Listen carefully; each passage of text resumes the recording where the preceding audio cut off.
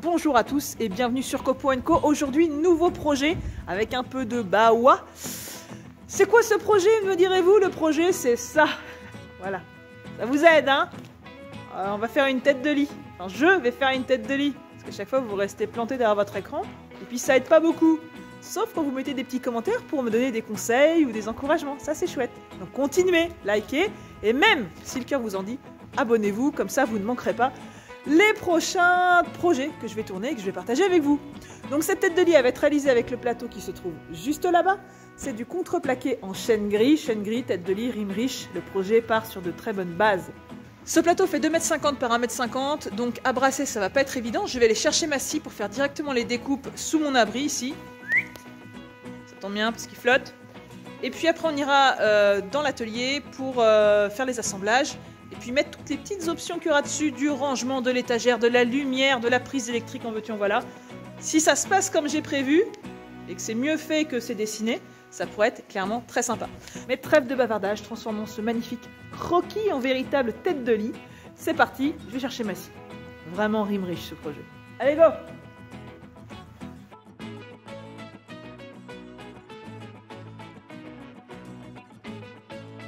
Et c'est parti pour le déménagement de quelques outils. Alors peut-être qu'à terme, j'aurai une scie sur chariot. Et ça, vraiment, c'est mon petit rêve. Mais pour l'instant, je n'en ai pas. Donc la découpe des gros panneaux se fait à l'extérieur. Alors, c'est pas une illusion d'optique. La lame est vraiment penchée à 45 degrés car toutes les coupes que j'ai faites dehors étaient à 45 degrés en prévision de mes assemblages. Le problème, c'est qu'avec la scie plongeante, le poids du moteur est déporté et c'est pas forcément toujours facile à tenir. Pour vous représenter un petit peu les découpes que je suis en train de faire, je vous ai modélisé ça. Oui, petit pouce bleu, ça vaut le coup. Donc je suis partie d'un panneau de 2,50 m par 1,50 m. Et donc vous le voyez, j'ai fait 3 traits de coupe, 2 qui sont verticaux et 1 qui est horizontal. Et en fait, ça va permettre de définir déjà les côtés et le dessus de ma tête de lit, en sachant qu'il y aura d'autres coupes par ailleurs. Alors pour faire ces découpes-là, donc j'utilise ma scie plongeante sur batterie. C'est super pratique. Le problème, c'est que tous mes panneaux sont empilés les uns sur les autres et j'ai pas forcément la place pour mettre les serre-joints qui tiennent la règle. Donc mes découpes n'étaient pas forcément aussi précises que je l'aurais souhaité. Et il a même d'ailleurs fallu que je passe en plusieurs fois parce que la lame, elle avait un petit peu du mal à couper ce contreplaqué, surtout à 45 degrés. Ça faisait une hauteur qui était un petit peu compliquée pour la lame qui n'était pas forcément adaptée. Mais vous le voyez, donc mes côtés sont découpés à 45 et peuvent se mettre les uns sur les autres. Alors, le panneau, il n'est pas super propre parce que c'est un panneau déclassé que je suis allée chercher dans un magasin d'usine, d'une usine qui les fabrique. Si vous me suivez sur Instagram, vous avez d'ailleurs pu suivre ces stories-là. Mais pour autant, ce contreplaqué, il est très dur à couper, il est très dense. Donc là, j'ai sorti une lame neuve pour m'assurer de belles coupes. Pour les découpes qui ont suivi, je me suis mise du coup sur ma scie sur table. Et vous le voyez, donc j'ai un presseur de la marque Bow, je vous mettrai le lien dans le descriptif sous la vidéo, qui est super pratique. Ça m'a permis de bien tenir mes éléments. Parce que là encore je cherchais à être le plus régulier possible parce que sinon la coupe d'onglet si elle est un petit peu de travers, l'assemblage aussi il n'est pas très beau, donc c'est vraiment un presseur qui est plutôt intéressant, plutôt sympa. Bon, et puis vous l'aurez vu dans la série Ne faites pas ce que je fais, eh bien mettez votre couteau diviseur. Moi je l'ai oublié, j'ai tellement l'habitude d'utiliser cette scie comme un établi et plus que d'une scie, surtout avec les travaux que j'ai fait pendant plusieurs mois, que le couteau diviseur était à côté. Je l'ai remis par la suite, mais bon, c'est une erreur de ma part. Allez, modélisation suivante, vous le voyez, on va faire des découpes supplémentaires. Donc là, c'est à la scie, c'est beaucoup moins encombrant. Donc pas obligé d'utiliser la scie plongeante, on va se servir du guide. L'idée, ça va être d'avoir une tête de lit constituée d'un panneau et d'une sorte de U tout autour. Celui va faire quelques centimètres, mais il va être doublé d'un autre U qui va venir à l'intérieur. Vous le verrez sur la modélisation suivante, de façon à faire un petit décroché. Et voilà, à terme, du coup, pouvoir fixer une petite lumière à l'intérieur. Donc voilà, c'est un travail qui est assez long. Ça a été très délicat pour moi d'avoir des coupes régulières, malheureusement. Mais bon, je voulais quand même le faire.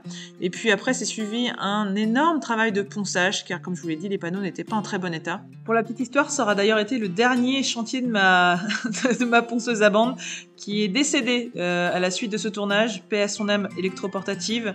Je l'aimais beaucoup, mais bon voilà, c'était le chantier trop visiblement. En sachant que du coup il faut y aller doucement, parce que c'est un revêtement, et si on ponce trop, eh bien on attaque et le contreplaqué se dégrade. Donc ça c'était super sympa, donc ça c'est le... Vraiment je vous assure, le ponçage c'est un truc que je déteste. Dites-moi dans les commentaires si c'est votre partie préférée, mais je pense qu'on n'aura pas beaucoup de candidats, hein. Donc ensuite ce plateau, une fois un petit peu remis en état, eh bien j'ai pris les mesures pour y intégrer des prises escamotables. Si vous avez déjà vu mon bureau sur lequel j'ai fait 2 vidéos, j'avais utilisé déjà des prises escamotables mais qui étaient en cylindre et qui sortaient de leur logement entièrement. Là on est plutôt sur une prise du coup rectangulaire qui pivote sur elle-même, avec une petite finition chromée qui est plutôt sympa. Donc l'idée c'est d'avoir ces prises escamotables en bas de chaque côté de la tête de lit. Pourquoi ? Eh bien pour éviter d'avoir des multiprises qui traînent au sol, qui sont dégueulasses, où il y a les fils qui se mettent dedans, que c'est compliqué quand on veut passer aspirateur. Là au moins tout est intégré et c'est super intéressant. On est plutôt adepte des tablettes, des choses comme ça, et donc souvent ça nécessite aussi des prises USB, des chargeurs. Et donc j'ai pris une prise escamotable qui a aussi des prises USB d'intégrer. Donc je trouvais ça super intéressant. Je vous mets le lien dans la description sous la vidéo, là aussi si ça vous intéresse. Alors je sais qu'il y a beaucoup de machines sur lesquelles il faut respecter le chargeur qui était vendu avec, etc. Mais dans les faits, je dois admettre que je suis pas forcément à respecter pile poil le chargeur pour la bonne machine. D'ailleurs, je sais même pas quel chargeur était avec quelle machine. Donc, le fait d'utiliser cette prise-là et les prises USB qui sont intégrées, eh ben, ça correspond à mon usage. Et vous voyez, c'est super simple. On appuie, ça se met, on rappuie, ça se referme si on a besoin. Alors, voilà, c'est joli, pratique, c'est ce qui correspondait à mon besoin. Donc vous le voyez ici, il y a le système d'arche dont je vous ai parlé tout à l'heure, donc un premier U avec un second U qui vient un petit peu en retrait à l'intérieur. Le premier U, il est collé sur le plateau de la tête de lit, parce que voilà, l'idée c'était d'éviter les fixations apparentes. Ça a été un peu prise de tête pour savoir comment m'y prendre. Au final, je me suis tournée vers de la PU fibrée. Pourquoi ? Eh bien parce que c'est solide. La tête de lit, on est quand même censé s'adosser à elle quand on lit ou quoi que ce soit. Donc il y a quand même l'aspect solidité. Et il y a aussi l'aspect remplissage, car vous le savez, la colle PU, elle a tendance un peu à gonfler lorsqu'elle sèche. Et donc j'avais le secret espoir que ça vienne combler les éventuels intervalles qui seraient apparus suite aux irrégularités de mes coupes. Quand bien même je me suis le plus appliqué possible, mais avec le poids de la machine qui bougeait, etc., c'était un peu compliqué. Mais bon, un jour j'aurai une scie sur chariot et le problème ne sera plus là. Ce U, il est aussi assemblé, enfin les éléments sont aussi assemblés entre eux avec des petites coupes d'onglets à 45. Donc vous voyez, ça se fait très bien à la scie radiale. Et surtout, pendant que c'était encore en pièces détachées, j'allais dire, j'en ai profité pour prévoir l'emplacement des plaintes. Car ça, c'est l'expérience qui parle. C'est déjà arrivé que je fasse un meuble, que j'oublie qu'il y ait des plaintes et que du coup, le meuble ne puisse pas se coller au mur. Donc, pendant que c'était encore facilement accessible, eh bien, j'ai découpé une chute de mes plaintes qui venait d'être posée il y a quelques semaines avant. Donc, c'était pas trop dur de trouver une chute dans les déchets du chantier. J'ai tracé la forme de la plainte, le petit profil de la plainte finalement, et donc j'ai découpé en bas de mon U, voilà, à la scie sauteuse. Ça va super bien à faire. J'ai prévu quelques millimètres de marge pour pas être embêté.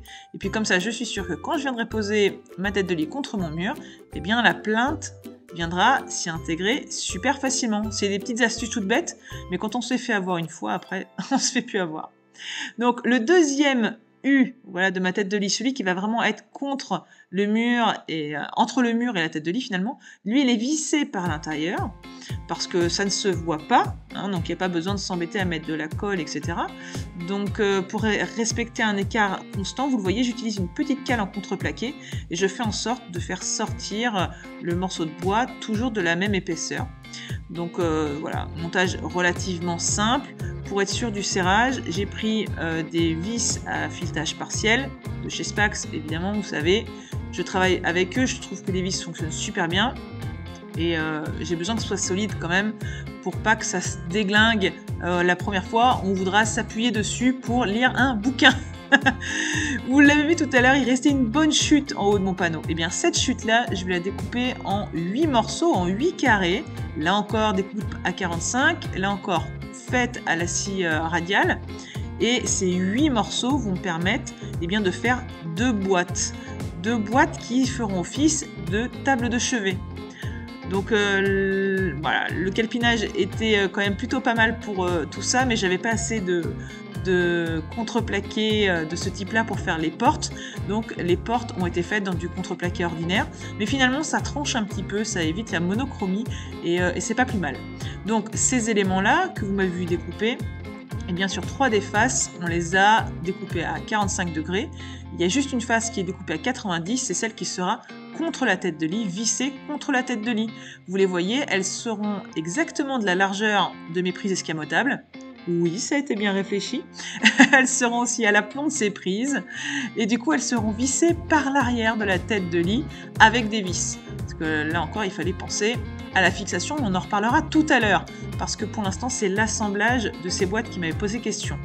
J'aurais bien voulu mettre des dominos, mais c'était trop compliqué. L'épaisseur n'était pas assez suffisante. Et en fait, j'étais trop à fleur de la paroi lorsque je faisais mes fraisages, et même si je réduisais au maximum la profondeur du fraisage. Donc j'ai fini par ressortir la colle PU et faire des assemblages en utilisant mes sangles à cliquer qui sont d'ailleurs super bien.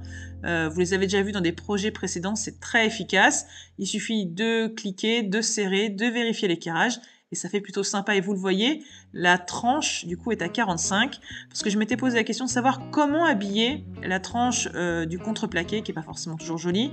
Le problème c'est que je n'avais pas de champ qui pouvait être de la même couleur, donc j'ai décidé de jouer l'originalité et de découper à 45 et d'utiliser l'épaisseur du contreplaqué comme un décor. Et c'est vrai que ça fait plutôt sympa, ça fait géométrique, les lignes se suivent et c'est plutôt sympa. Moi en tout cas j'aime beaucoup. Alors bien sûr, qui dit colle PU dit grattage, de la colle qui a gonflé. Alors une petite gouge, et puis voilà, c'est un long travail qui nécessite aussi un petit peu de ponçage après. Mais bon, ça se fait gentiment. Donc ici, on est sur du contreplaqué traditionnel dont je vous ai parlé tout à l'heure, qui va me servir pour mes portes. Une petite mèche pour encastrer les serrures. C'est super pratique parce que du coup, quand la mèche est entièrement noyée dans le bois, ça veut dire qu'on a assez fraisé. Là encore, je vous mets le lien dans le descriptif. Il y a eu beaucoup de tests parce que la forme de la porte étant un petit peu atypique, eh bien c'était compliqué de fixer la charnière à l'intérieur du meuble à cause de l'angle à 45. Normalement c'est fixé au plus proche, mais là je pouvais pas. Donc j'ai fait pas mal de tests avec des chutes et finalement j'ai pris ces charnières qui sont encastrées en fait, qui sont prévues pour que la porte soit encastrée dans son encadrement. Et puis il a fallu tâtonner dans les réglages pour voir à quelle profondeur l'installer et que ça corresponde avec toutes les contraintes de mes champs à 45, parce que comme vous le voyez, on ne peut pas forcément usiner trop près des bords.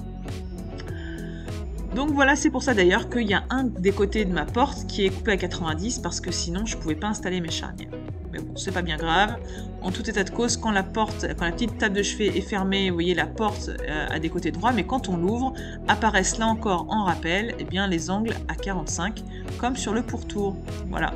Donc je m'étais posé aussi la question de savoir quelle couleur choisir. Est-ce que je devais retourner un peu dans du gris, dans du blanc? J'ai fait plein de tests. Et au final, je me suis dit qu'une petite huile transparente permettrait un petit peu de trancher. Et c'est la solution que j'ai choisie et je trouve que ça ressort plutôt bien. Alors vous le voyez pour la fermeture de la porte, c'est un petit système push to open. Donc là aussi il a fallu ruser parce que ça ne pouvait pas toucher la porte, donc j'ai rajouté une petite cale sur laquelle vient se mettre l'aimant qui sert à la fermeture. Alors c'est peut-être pas un système qui est le mieux installé ici parce que normalement c'est censé vraiment ouvrir la porte fort. C'est pas forcément avec ces charnières là, je pense que c'est le plus approprié, mais moi je voulais éviter de rajouter des poignées et donc je voulais une surface d'apparence un peu lisse et que seuls les gens avertis sachent comment l'ouvrir, un petit peu comme un coffre-fort. Et donc voilà, je suis plutôt contente du résultat, ça fait très bien l'affaire. Et voilà, c'est un petit peu original. On ne sait pas en fait qu'il y a un rangement à l'intérieur, on pense que c'est juste décoratif. Et finalement, c'est assez logeable, donc on peut mettre les câbles, la tablette, peu importe. Ça fonctionne très bien. Donc là-dessus, encore un petit ponçage. Et puis je vous avais dit tout à l'heure, j'avais un petit peu des assemblages qui étaient approximatifs. Donc je m'étais testée à colorer de la colle à bois avec un petit peu de pigment. Et donc j'avais utilisé ça comme un petit peu un badigeon sur les arêtes. Bon, c'était pas un succès franc. Mais voilà, au moins c'est une petite expérience.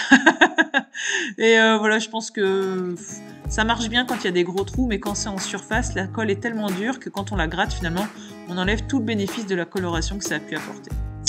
Alors ensuite, j'ai décidé de mettre un petit vernis mat sur l'ensemble, donc en 2 couches, avec un petit rouleau pâte de lapin, et puis j'ai égrené entre les 2 couches avant d'emmener tout ça dans ma chambre, ma nouvelle chambre.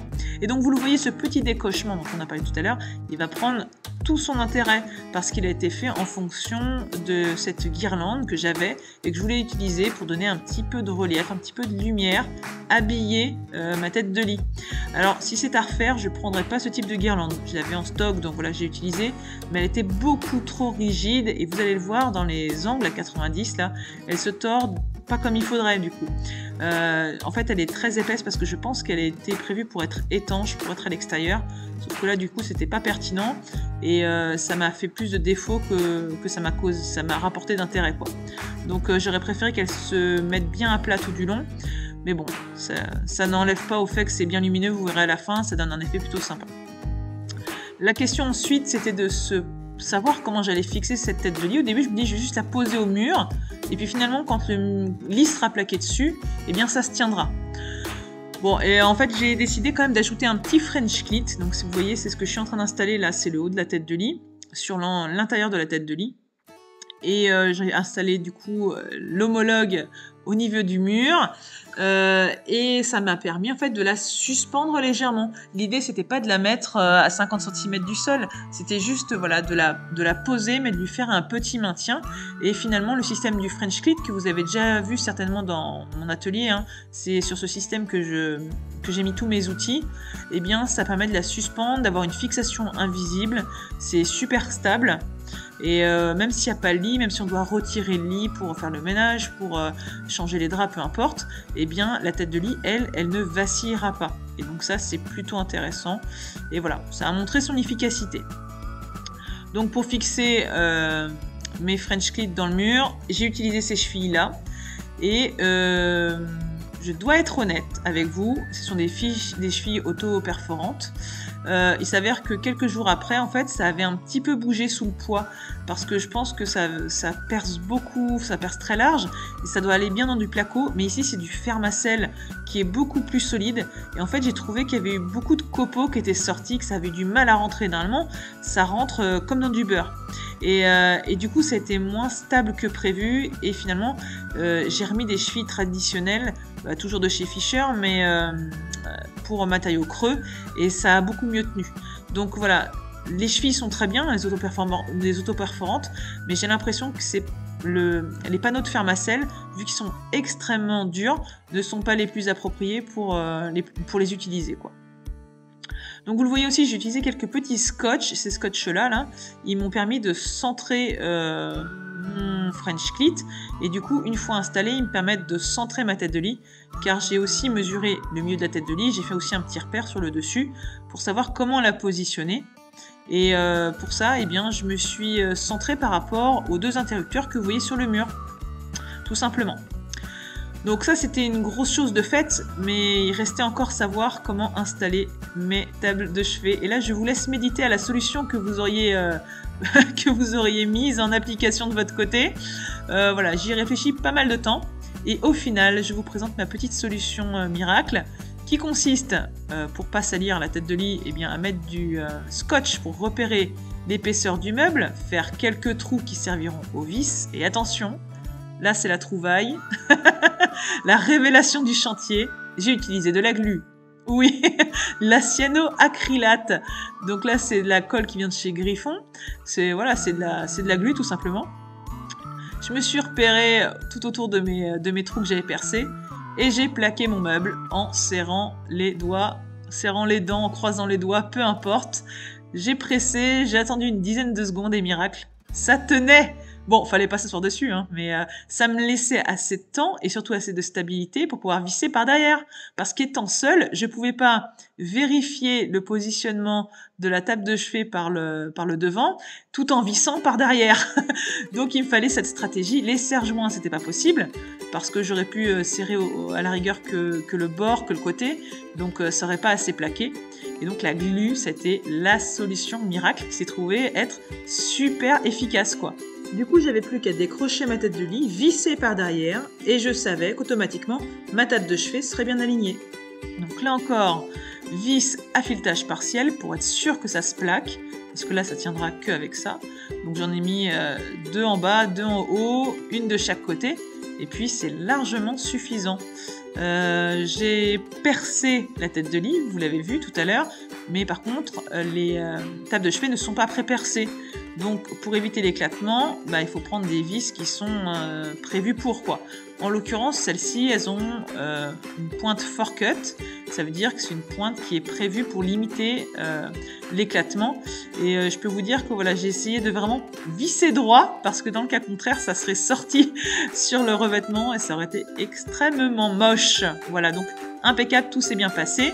Les prises ont été installées, les portes des tables de chevet également.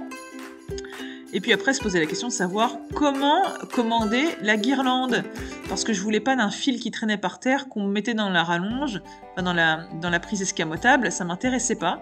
Donc après réflexion, j'ai décidé de couper le fil de la guirlande et de connecter les fils à un interrupteur placé sur la tête de lit. Et puis cet interrupteur-là, il est lui-même raccordé à une prise qui sera fixée, vous le voyez à l'arrière, dans les prises murales déjà existantes.